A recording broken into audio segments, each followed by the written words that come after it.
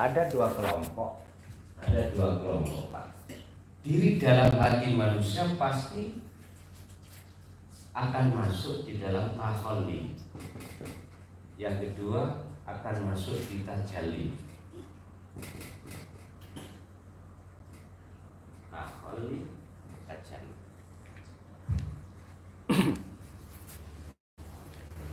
Tentang diri ini dalam hati mesti masuk, jikalau tidak ditahalli mesti ditajalli.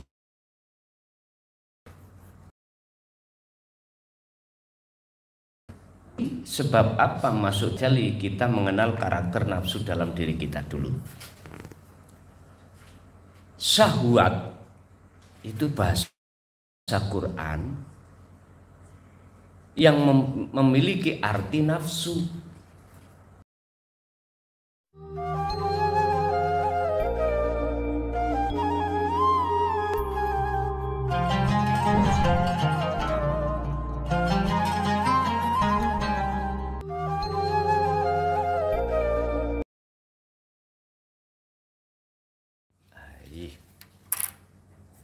Ora iso masalah.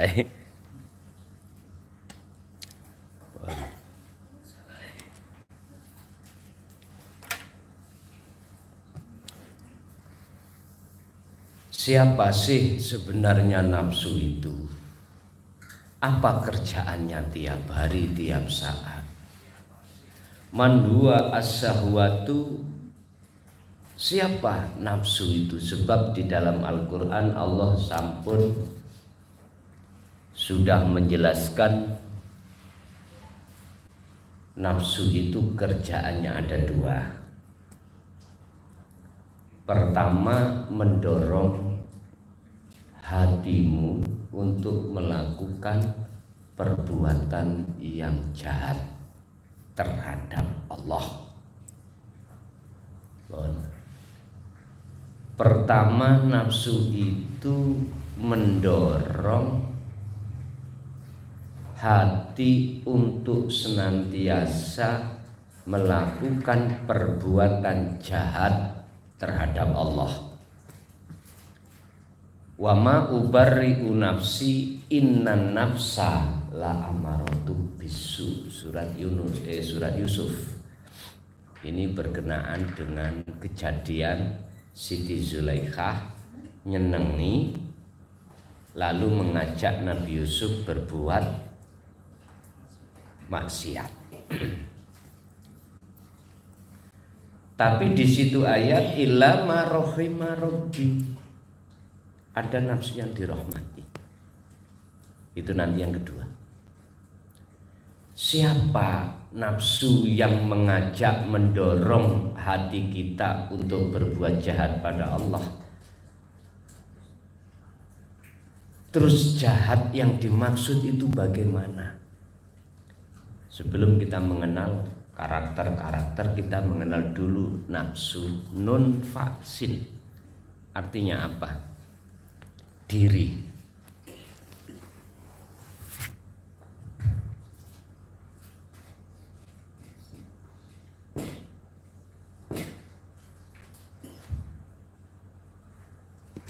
Diri ini kalau kita terjemahkan ingsun. Bahasa Jawa ingsun. Bahasa Indonesia diri. Artinya apa? Diri ini larinya kemana? Ada dua kelompok, Pak. Diri dalam hati manusia pasti akan masuk di dalam tahalli. Yang kedua akan masuk di tajalli. Tahalli, tajalli.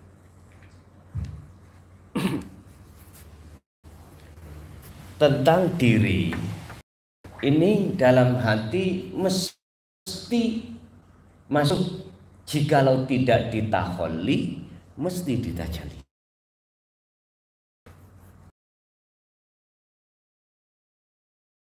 Sebab apa masuk jali? Kita mengenal karakter nafsu dalam diri kita dulu. Syahwat itu bahasa Quran yang memiliki arti nafsu. Nafsu itu diri, terjemahnya sesuatu yang mendorong hati kita untuk melakukan perbuatan yang membenci Allah. Ini yang pertama. Inilah nafsu disebut, mohon maaf, amarah. Nafsu amarah ini tidak mau, Pak, Bu. Soro-soro nggak mau, nggak enak nggak mau. Maunya selalu enak-enak. Kalau tidak nanti akan apa? Marah-marah. Mana sesuatu yang nggak cocok mesti marah.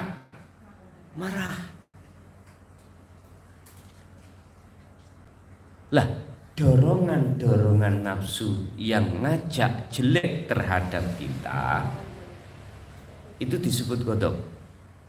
Syahwatul ghadab allati tad'u ila syarri, yaitu nafsu yang mendorong terhadap hati supaya melakukan kejelekan.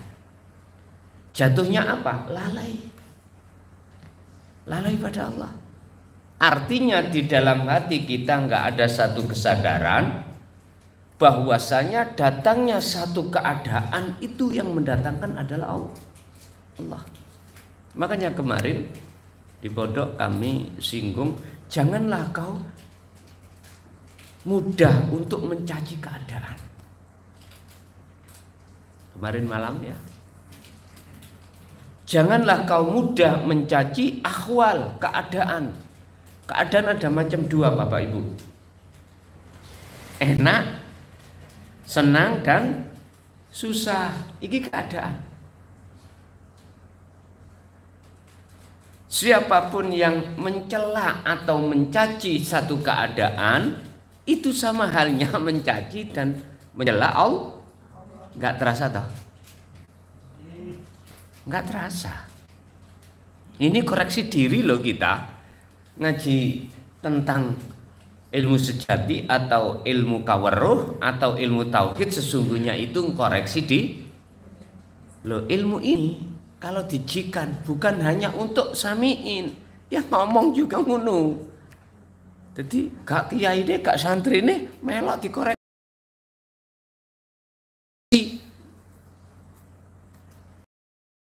Ilmu syariat niku ngoreksi santri tok. Tapi nek niki sak sing ngaji pisan. Berarti kita di mata Allah nilainya sama. Sama di mata Allah, Pak. Enggak ada guru, enggak ada murid. Enggak ada. Kita sama-sama dalam posisi untuk mengenal nafsu supaya kita bisa menghindar, gitu loh. Poinnya kita harus tahu nafsu. Sebab nafsu itu yang selalu mengikat hati seseorang supaya tidak bisa berjalan menuju dan bertemu Allah. Jikalau di dalam diri sampean ini sudah melalaikan Allah, artinya enggak sadar kalau keadaan itu ada wujudnya Allah, maka inilah yang kami sebut diri itu diri makhluk, takholi. Itu lebih kita kenal ibadah murni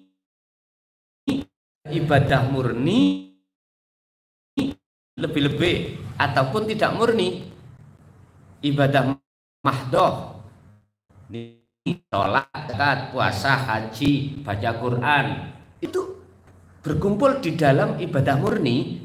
Ini ya dorongan nafsu. Tinggal nafsu itu duduk di mana? Takholi apa tajal dalam hati jenengan? Berhubung kita berbicara tentang nafsu yang mendorong kejelekan dulu, otomatis jenengan didorong, disuruh untuk melakukan sholat. Berarti nafsu ini tidak hanya mengikat kita di keadaan, mohon maaf ya, laku dohir jasmani maksiat, tapi juga laku dohir napa to'at. Protes, ya silakan protes. Saya ngomong apa adanya dan tidak akan pernah kututup-tutupi. Yang mana yang hak, saya katakan hak, yang batil, saya katakan batil.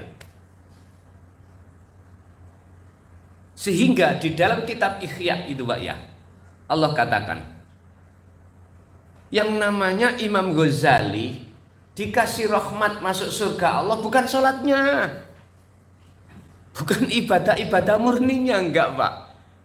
Apa di situ dikatakan? Karena pada saat beliau menulis kitab Ihya,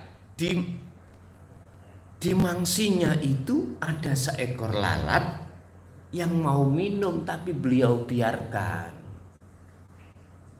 Ini artinya sangat dalam Pak. Tak simpulkan karena pada saat itu bertajalli. Karena saat itu nafsu yang ada di dalam dirinya itu tidak ditakholli berupa lalat itu, enggak, ditajalli. Udah lepas lalatnya.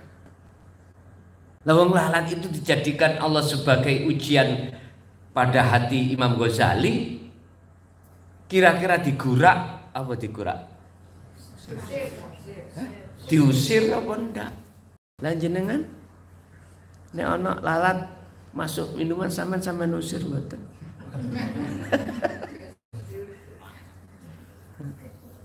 Ngapunten kang ada ya. Niki pelajaran mawon.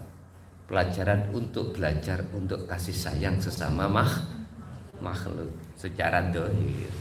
Tapi batine siapa dalam lalat itu Pak? Ayo, fi kulli mukawwanat khafiyun ay hayyun wa huwa wujudullah. Sesungguhnya di dalam setiap diri makhluk apapun ini itu ada sesuatu yang disebut khafiyun, sesuatu yang samar. Ay al-hayyu, hidup. Siapa hidup? Wa huwa wujudullah. Sebetulnya wujudnya Allah. Ini jenengan kalau sudah tidak terikat oleh nafsu, yang ku maksud nafsu itu adalah dorongan tatakholli, aku yakin saged masuk rombol dan bertemu hidup di situ. Bagaimana bisa? Apa tadi? Mengusir. Mboten saged. Karena sampean tahu itu Allah Masa sampean usir? Mohon maaf Pak. Makanya mengapa hadis Rasulullah ketika ada lalat ya namanya, lalat masuk dalam minuman, itu kan ada sayapnya dua dah. Sayap kiri membawa penyakit, sayap kanan membawa delepnya bisa. Jadi penyakit netral dengan obat. Banjur dibuang. Ngoten, banjur dibuang. Artinya sampean delepno atau sampean unyet-unyet ngene ya ndak lah, ngono. Didelepke kemudian diburke, ngoten ta. Bapak Ibu rahimakumullah. Jadi perlu kami sampaikan ternyata nafsu itu tidak hanya mendorong hati untuk berbuat maksiat secara syariat saja, tapi juga mendorong hati sampean untuk jasad ini berbuat taat.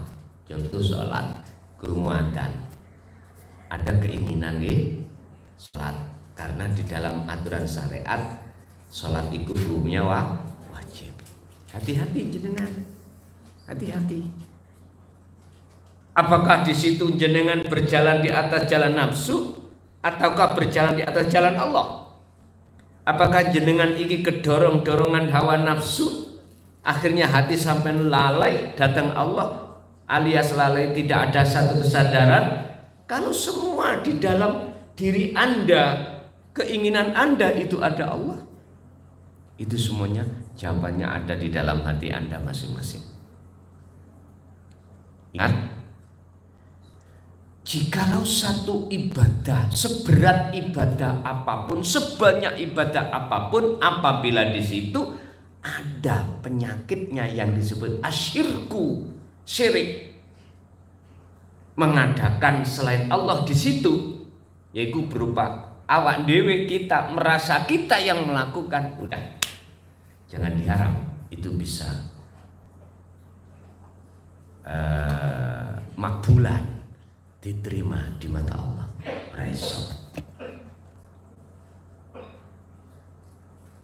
Jadi nafsu yang pertama ini kelompoknya adalah selalu mendorong hati kita untuk ngaku-ngaku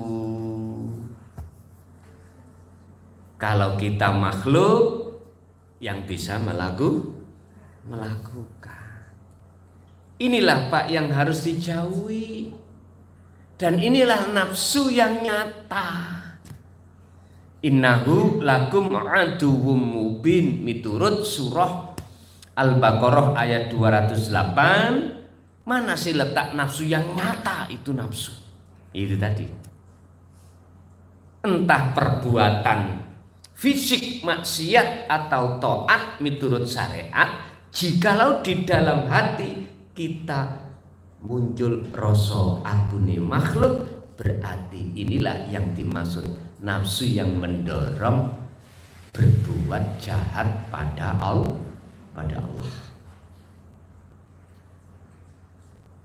Dikira wis apik pandangan Allah wong salat lah ngono nggih. Jangan dulu. Itu mah pandangan manusia memang iya. Itu mah pandangan secara syariat memang betul, bagus. Tapi pandangan Allah belum tentu. Ingat, Allah memandang itu hanya di dalam keadaan hati kita bagaimana. Manusia mandangnya itu dari fisik. Allah memandang dalam segi ruhaniyah hati kita. Innallaha la yanduru ila suwarikum wa amwalikum walakinnallaha yanduru fi qulubikum. Allah tidak memandang fisik kita itu melakukan taat atau maksiat secara dohir, tidak. Tapi Allah walakinnallaha yanduru fi qulubikum. Bagaimana keadaan hati kita? Hanya itu. Tapi kalau kita memandang secara dohir manusia, ya pasti kalau kita itu nyolong berarti maksiat. Kalau kita melanggar aturan syariat maksiat.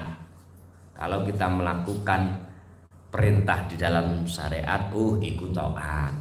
Udah. Itu satu.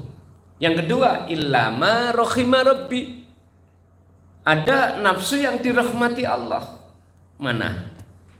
Yang lebih sering kita sebut sebagai nafsul mutmainnah. Ini kelompok, Pak. Yaitu nafsu yang selalu mendorong hati jenengan untuk ingat pada Allah. Ini. Jadi dua kelompok ini di dalam hati kita setiap saat dan waktu, mana yang sering kalah dan mana yang sering menang. Mana di antara dua kelompok ini? Bapak Ibu hadirin, dikatakan nafsul mutmainnah, Allah sudah menjelaskan dalam surat Al-Fajr itu, kalau nggak salah. Ya ayyatuhan nafsul mutmainnah irji'i ila rabbiki radiyatan mardiyah. Wahai jiwa yang damai.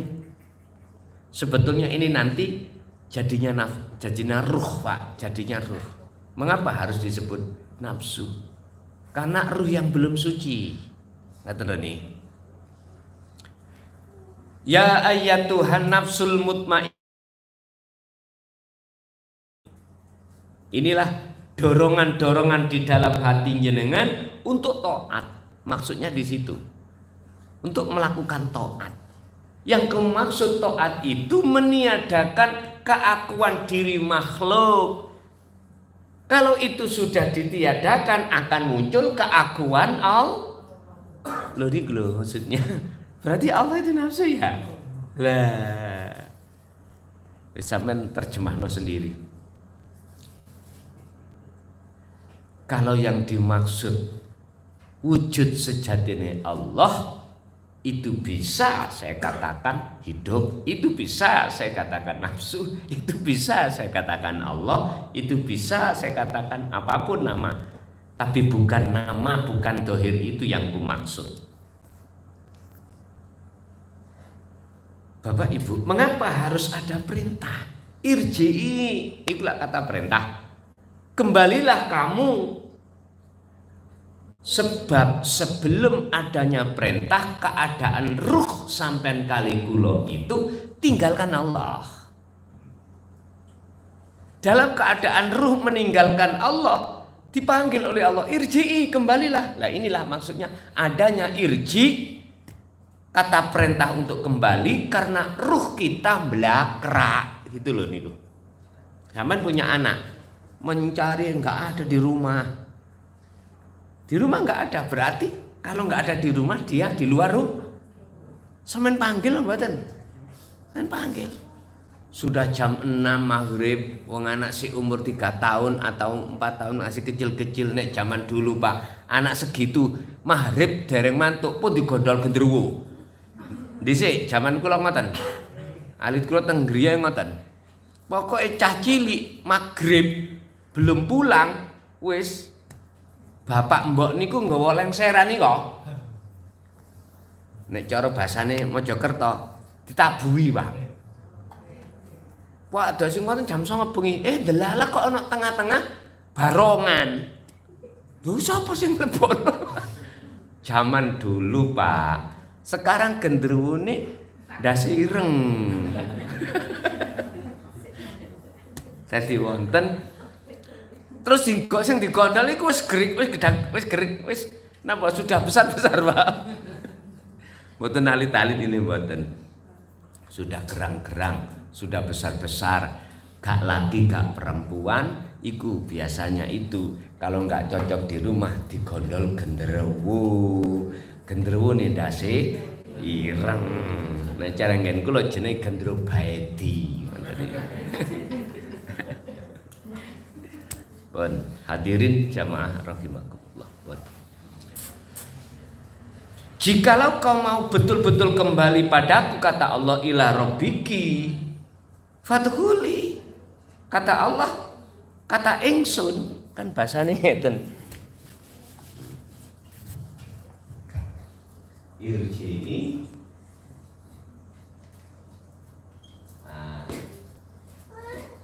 Irji'i ila rabbiki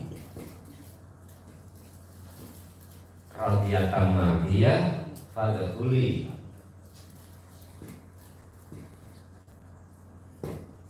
Jannati.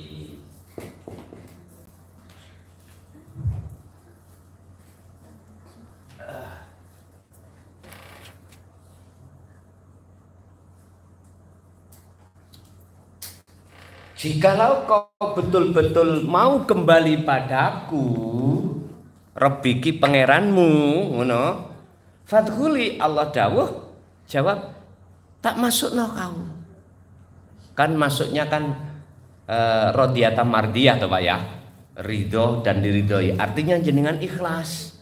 Ikhlas ninggalno, meninggalkan anak, ikhlas ninggalno suami istri, ati. Ikhlas ninggalno makhluk yang berperan tadi kita merasa dalam hati ini tadi loh Pak. Merasa makhluk yang berperan tadi ya. Itu kita tinggalkan. Kalau kita sholat, tadi yang kita merasa kita sholat kita tinggalkan. Kita tinggalkan. Yang tadi kita merasa yang bersedekah ya. Atau yang berdermawan, atau yang berzakat, atau yang sholat, atau yang umroh, atau haji. Rasa-rasa keakuan makhluk tadi radiyatan mardiyah. Wajib jenengan iku tinggalkan. Itulah disebut radiyatan mardiyah. Kalau seperti itu kata Allah, fadkhuli, tak masukno dirimu, wadkhuli jannati wadkhuli fi ibadi, fadkhuli fi ibadi, tak masukkanlah kau di dalam golongan hambaku, golongan hamba yang saya masukkan surgaku. Artinya apa? Rahmat. Ingsunnya, akhir ingsunnya siapa Pak? Fadkhuli li ini ingsunnya ini ajal ini fi ibadi, ini fi ibadi, wadkhuli jannati, tak masukkan kau di dalam golongan hambaku, golongan hamba yang ada di surga. Wadkhuli fi ibadi wadkhuli jannati. Ini berarti kelompok itu, kelompok golongan nafsu yang Allah rahmati, dan inilah akhirnya disebut ar-ruh. Sebab nek disebut ruh itu wajib fitrah, wajib suci. Dikatakan suci, nggak ada perserikatan. Itulah alam ahad, Pak. Itulah yang ku maksud, jenengan sudah masuk di dalam satu zona yang tidak ada kecuali yang ada ingsun. Ingsun yang dimaksud adalah diri. Diri yang dimaksud adalah Allah itu sendiri.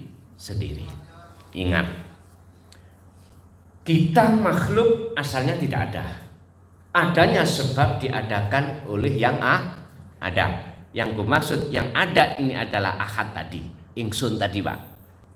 Jikalau kita ingin tahu dan sampai pada yang ada, kita harus kembali ke asal kita. Asal kita tidak ada. Ketika kita sudah sampai pada asal ketiadaan kita, maka disitulah nyatalah yang ada. Siapa? Nyatane yang ada ingsun. Ingsun siapa? Ingsun Allah Subhanahu wa ta'ala. Berarti kelompok manusia itu hatinya ada dua. Satu, taholi, nafsunya taholi yang selalu kedorong untuk melakukan jahat pada Allah. Yang kedua adalah tajali, kelompok hati manusia yang senantiasa ingat pada Allah. Artinya selalu sadar kalau semua apa yang terjadi semata-mata bersumber dari urip. Urip yang ku maksud adalah ingsun. Diri yang dimaksud adalah innani anallah la ilaha illa ana, ingsun Allah. Kita inilah nafsu. Makanya kita harus teliti banget. Barang siapa yang ingin kembali pada asal sangkan paraning dumadi wa inna ilahi roji'un, wajib jenengan mengenal nafsu itu. Jikalau sudah mengenal, maka sekarang adalah bagaimana cara jenengan ini lepas dari nafsu yang selalu mendorong melakukan perbuatan jahat pada Allah, yaitu perbuatan yang melalaikan Allah, melalaikan hati terhadap Allah. Ingat, ibadah apapun yang terjadi pada diri kita, mulai sejak kecil sampai kita meninggal, manakala di situ masih ada kepentingan nafsu, ibadah tersebut di mata Allah tidak ada nilai sekecil apapun, nggak ada nilainya, alias zong. Yang dulunya jenengan iki ahli sholat, ahli zakat, ahli poso, ahli haji, ahli umroh, ahli istighosah, ahli kumpulan macam-macam tiap hari. Ternyata oleh karena hati ini duduk di takholi, maka tidak ada arti dan nilainya di mata Allah. Di mata Allah pun salah paham. Kalau di mata manusia ternilai, Pak, Jenengan mesti oh itu al-ubad. Ini ahli ibadah. Tapi hati jenengan kali kula lari kemana? Gak usah nipu. Siapapun kita mesti hati iku sik krana saliyane Gusti Allah. Mbok pengin diwahne wong gitu. Mbok pengin nyuwun maaf dimasukno Gusti Allah surga. Nah, itu kan selain Allah sudah. Ini halus banget Pak. Makanya nafsu itu yang mendorong kejelekan itu Pak, tidak hanya duduk di hal yang kasar yaitu maksiat dohir, tapi juga perkara yang halus yaitu ibadah. Jadi nafsu boten dorong selalu dohir lakoni maksiat, tapi nafsu juga mendorong lakoni taat miturut syariat. Itulah mungkin kesimpulan untuk mengenal diri atau mengenal nafsu dalam diri kita yang sesungguhnya. Dalam rangka kita nanti akan bisa menata diri, bagaimana bisanya sampai pada Allah, kita harus pertama mengenal nafsu yang ada pada diri kita. Oleh sebab itu, sebelum jenengan iki melakukan apapun, tolong sucikan dulu hati.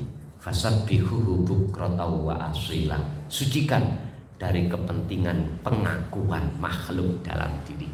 Sebab apa? Sebab biar sampean ini apa keinginan dan sesuatu yang kita lakukan itu murni, bersih, tanpa ada kepentingan hawa nafsu. Oke, Bapak Ibu, kita masuk pada sesi tanya jawab. Ini tadi kula sondok greges, tapi tetap kula budali mawon. Karena memang bagaimanapun juga ya harus saya datang. Urusan mengki di tengah jalan opo jari Gusti Allah wis wonten mawon. Monggo menawi ada yang tanya, mungkin dimulai dari Ibu dulu. Kami silakan.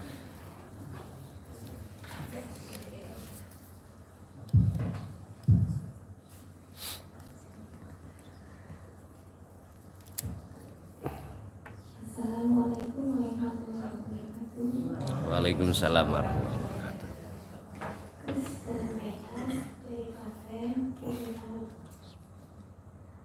Sewaktu hal itu terjadi tanya jawab dalam diri seperti petunjuk atau nasihat. Hari ini harus bagaimana? Terus apa yang harus dilakukan itu? Apakah itu termasuk dari jawaban dialog itu sebenarnya bagaimana? Pertama, yang kedua, aku tuh sangat kok saya sering ikut tuh hampir di setiap minggu tuh memberi nasihat. Itu tuh saya apakah harus mencoba untuk belajar lebih lanjut atau bagaimana? Sampai mengajar mohon dari saya. Wassalamualaikum warahmatullahi wabarakatuh. Waalaikumsalam warahmatullahi wabarakatuh. Perkara dialognya di dalam hati untuk melakukan hal itu bisa berangkat dari nafsu, bisa berangkat dari warid. Tinggal kita kelompok mana. Artinya gini, manusia ada kelompok yang disebut hati yang tertutup. Ini cara bahasa Quran disebut kafirun. Ada kelompok yang hati manusia itu disebut hati yang tidak tertutup, berarti disebut al-mu'minun. Tanda dan ciri kelompok al-mu'minun adalah mereka yang hatinya sudah bisa menerima risalah. Risalah yang dibawa oleh para rasul yang bernama Dinut Tauhid. Risalah Tauhidiyah. Risalah petunjuk yang khusus mendidik hati supaya dia itu mengesahkan pada Allah. Kalau munculnya dialog dalam hati dari golongan ini, maka ini kami sebut warid. Terus saya bersikap bagaimana? Apakah kulaksanakan tanya jawab yang ada di dalam hati ini? Jawabannya gini, tinggal jenengan ini, yang terpenting adalah meletakkan dialog itu, yang dialog adalah hidup itu sendiri. Kalau jenengan sudah bisa meletakkan yang di dialog itu adalah hidup itu sendiri, maka inilah yang kumaksud kun. Jatuhnya fayakun ketika jenengan melaksanakan kehendak. Kun berarti dalamnya kehendak, fayakun berarti wujudnya kehendak.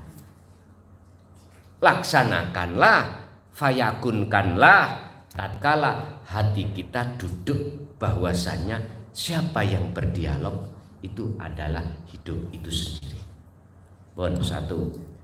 Yang nomor dua, apakah saya harus ke Mojokerto untuk memperdalam ini? Pak, Bu, Gusti Allah itu kula bukan berarti gandoli mboten ya. Jenengan kan sudah terhubung dengan channel kami, bahkan dengan nomor kami. Di rumah aja cukup. Di rumah aja cukup jenengan belajar lewat YouTube. Saya padahal setiap hari itu saya juga live, ya kan? Sudah live. Setiap hari saya live, cuman tempatnya nggak sama. Nggak sama. Kalau di Mojokerto, khusus Mojokerto itu setiap Sabtu. Setiap Sabtu, terserah jenengan. Tapi saya katakan lewat YouTube ini sudah cukup. Jenengan ingin tanya, memang untuk sementara kami kan belum menyelesaikan kitab. Jadi pertanyaan telepon agak kami renggangkan. Bahkan jarang aku nerima telepon, jarang sekali WA apalagi. Mohon maaf, nanti kalau sudah selesai kami akan kembali lagi seperti awal. Saya terima telepon 24 jam mungkin, kalau nggak sibuk begitu.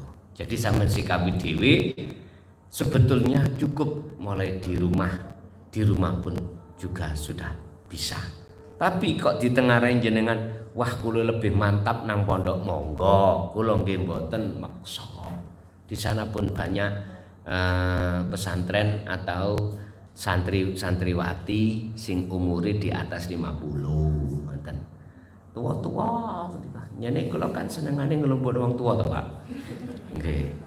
Sing nom, sing lanang, sing wadon, tempatnya masing-masing. Monggo, kula dherekake.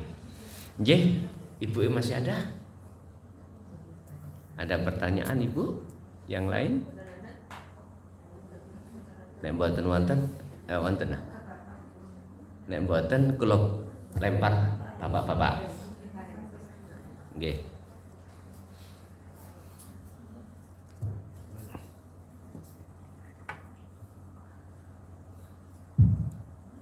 Assalamualaikum warahmatullahi wabarakatuh. Waalaikumsalam warahmatullahi wabarakatuh. Alhamdulillah pada malam hari ini saya bisa mengikuti kajian dari Wisnu Prasad. Satu saja kami menanyakan kiat-kiat untuk bisa selalu bertajam. Kalau dalam syariat itu salah satu untuk membersihkan hati itu dari guru kami menyarankan perbanyak istighfar, perbanyak sholawat. Nah, dalam hal ini untuk bisa berhasil mungkin ada amalan-amalan ataupun apa-apa itu yang perlu kita laksanakan. Assalamualaikum warahmatullahi wabarakatuh. Waalaikumsalam warahmatullahi wabarakatuh. Ini mengingatkan kami dengan pelajaran kemarin. Ada 4 sesuatu yang harus kita jaga supaya hati selalu dalam kondisi ingat kepada Allah. Dalam bab al-khifadu alal alaqati ma'allahi ta'ala, jagalah hubungan hati terhadap Allah. Tadi dalam satu pertanyaan, apa kiat-kiat hati ini biar selalu bertajalli atau selalu ingat kepada Allah. Al-alaqatut tabi'atu ma'allahi tajlibul barakati wal yusra fi kulli umuril hayat. Pertama yang harus kita jaga adalah takwa. Takwa itu bagaimana yang dimaksud? Idraku annallaha ta'ala huwal mas'ulu ay istinabun nawahi wa imtithalul awamir. Takwa yang dimaksud di sini adalah jenengan iki sadar idraku annallaha ta'ala huwa mas'ul. Jenengan ketika saat beraktivitas apapun, ibadah murni atau tidak murni, hati sadar kalau sang penguasa itu adalah Allah. Dalam bahasa ihsan, hati harus selalu menyadari kalau kita itu selalu dilihat oleh Allah. Ini saya terjemahkan, hati harus ada satu kesadaran selalu kalau yang melayani kita adalah Allah. Kedip kita, mata melihat, telinga mendengar, lesan berucap, jantung berdenyut, darah berputar, apapun.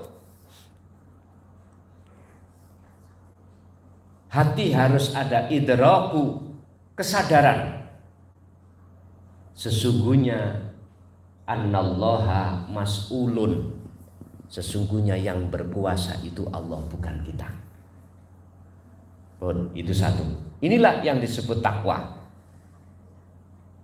Kalau bahasa syariat, meninggalkan larangan, menjalankan perintah. Mana yang dimaksud istinabun nawahi wa imtithalul awamir? Hakikatnya jenengan enggak meninggalkan sesuatu yang diperintah apa? Selalu ingat, selalu sadar kalau semua ini yang berkuasa hanyalah ingsun Allah yang ada di dalam diri jenengan, bukan kita. Yang dilarang apa? Yang dilarang selalu merasa kita yang melakukan. Nah, ini yang dilarang. Ini sampai jaga. Pun, itu yang pertama. Yang kedua, al-ibadatu. Yang dimaksud ibadah adalah muwajihatul qalbi lil wahidil ahad.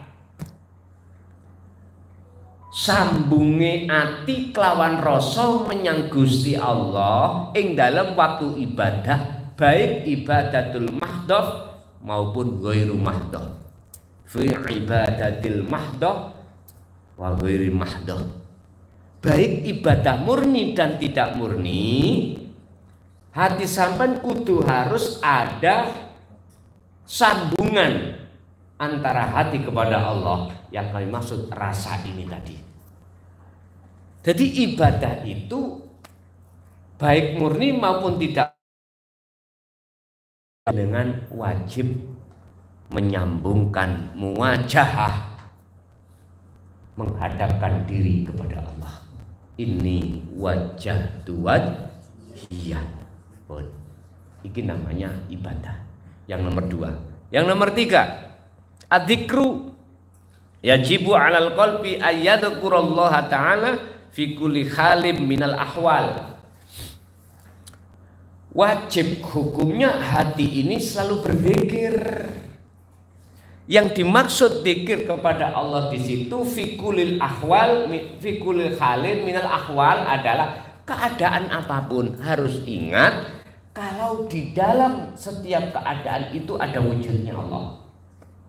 Makanya jangan gampang mencaci keadaan. bahaya. Nafsu iku ngene Pak Bu. Lah iya. Iki biasa Mas kerja mulai tutup omah iku jam 4 10 menit. Ini kok sampai jam 7 belum pul.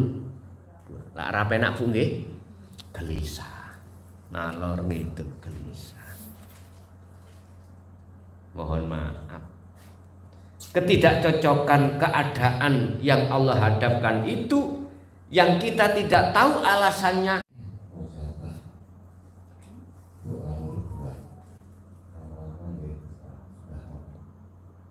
Ajeng kula kesel niku kula lonjol-lonjol ngasuh-ngasuh ngoten Pak. Iki kula rong kene niku wonten raos niku kula dibuka. Waktu pertama sih kalau niku waktu pertama kula dari kok sing nyelak. Raos niku dibuka. Ajeng wonten mriku niku boten yang sampai sampai ansur nopo namun hilang kabeh, bahkan awak kula niku lho ketinggalan. Langsung terliku uang musuh jeneng yo. Niku ana mulkon niku ibu dan api niku kok ngene. Sampai lu ndak terliku niku rasane kan seneng terus gampang. Terus titik tentang bundaran niku wau sinar niku wau ngedalaken ayat-ayat Al-Qur'an kuning emas niku Pak. Kula nggih pun matur Allah ya Allah. Kula nyuwun dipun mangertos napa ingkang panjenengan maksud. Kula merem kula melek-melek niku sing ora ngerti Pak. Ayat itu terus. Pungkasane niku ten raos niku wonten sing ngandhani nek ora perlu zakat mengisor ngoten. Terus kula ngisor niku sangat dalam sekali niku rupane nang tempolik titik-titik niku. Niku pertama niku nopo maksudnya. Yang kedua sakjroning anggenipun pola gerakan menika niku wekdalipun misalnya kendaraan mujadah Al-Qur'an ngoten ing dalem mujadah niku la ilaha illallah wa la ilaha illallah niku kalian ngaten Pak. Insun Allah terus niku boten saged bunga niku.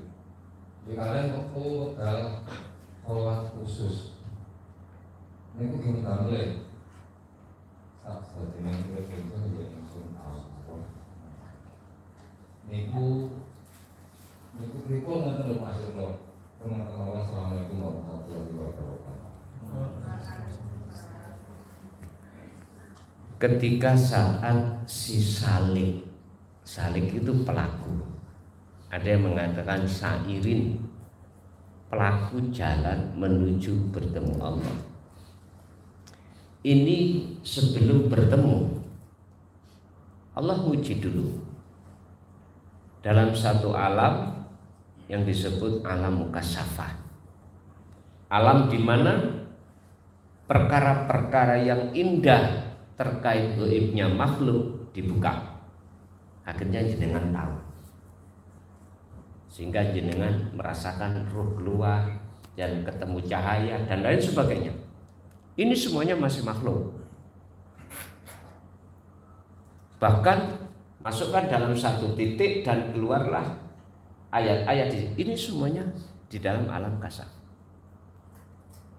Cuman yang dipertanyakan Bapak tadi itu apa? Lah gitu dah. Itu apa?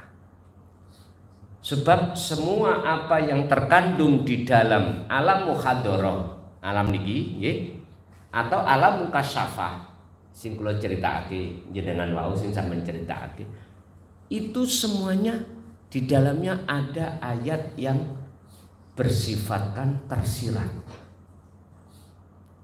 baik di dalam ayat Qur'aniyah atau kauniyah.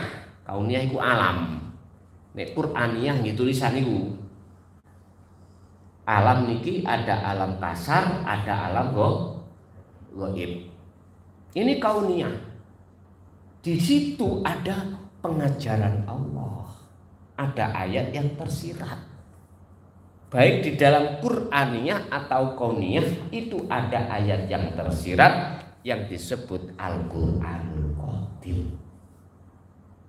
Nah, ini secara aturan fisik nggak ada tulisannya, Pak. Nggak tertulis, tapi ada tulisannya di dalam hati. Inilah yang nanti kupaksa untuk ditulis secara dohir, biar bisa dilihat mata dohir. Entah resikonya apa nanti, nggak tahu. Maksud dan tujuannya itu supaya mempermudah jenengan ini memandang Al-Qur'anul Qadim yang ada di dalam hati jenengan.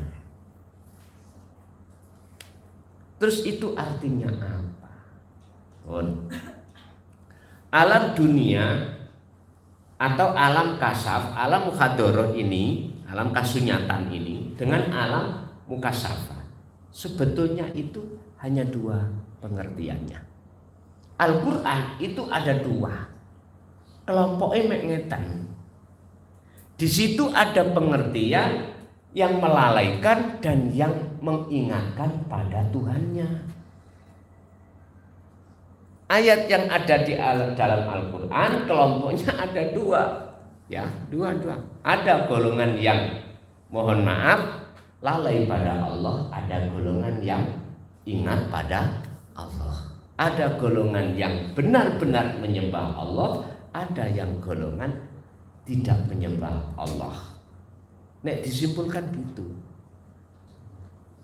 Terus terkait masalah cahaya, terkait masalah titik-titik, terus di situ memunculkan ayat-ayat itu maksudnya pelajaran. Bahwasanya pertama manusia ingin tahu sesuatu harus belajar dulu. Harus mengerti. Lah mengerti ini parannya dugi taklim mutan seperti ini. Niki proses ngaji niki taklim. Belajar. Lah buahnya adalah ilmu, hidayah, kefahaman. Setelah kefahaman baru biar benar olehnya menjalankan itu harus ada faktor unsur hidayah yang disebut ilmu, faham. Piye carane saya makan jeruk dengan benar? Mohon maaf, mesti dioncai Pak Bu nggih? Dioncai.